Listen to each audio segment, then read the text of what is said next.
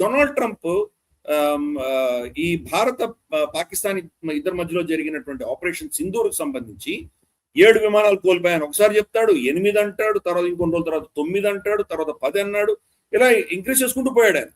కానీ ఈ రోజు కన్ఫర్మ్డ్ గా 11 అమెరికన్ విమానాలు ధ్వంసమైనవి. 11. 3 మనకు తెలుసు F-15s మన కువైత్ లో వాళ్ళు అటాక్ చేసి 3 F-16 కూలగొట్టారు.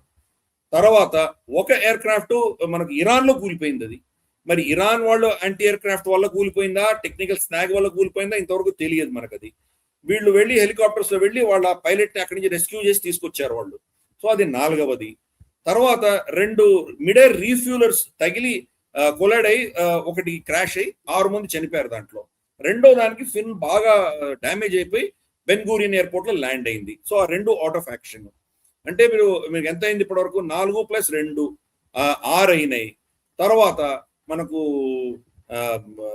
మనకు కింగ్ సుల్తాన్ ఎయిర్ బేస్ ఏదైతే ఉందో మనకు రియాద్ దగ్గర ఉన్నటువంటి ఎయిర్ బేస్ మీద డ్రోన్ అటాక్ తోటి 5 వీళ్ళ మిడైర్ రీఫ్యూలర్స్ కొట్టింది ఇరాన్ కొట్టింది. So 5 inaction. ఈ యుద్ధం అయ్యేంత వరకు మళ్ళీ యాక్ట్ చేయలేరు. దానికి మళ్ళీ రిపేర్ చేసుకొని మళ్ళీ రీయూజ్ చేయొచ్చు అని అమెరికా చెప్తోంది. కానీ దానికి మనకి బోయింగ్ తీసుకురావాలి, మనం బోయింగ్ ఫెసిలిటీస్ తీసుకొచ్చి దాన్ని మొత్తం డిస్మాంటిల్ చేసి మళ్ళీ దాన్ని రీఅసెంబుల్ చేసి ఇవన్నీ చేయాలి.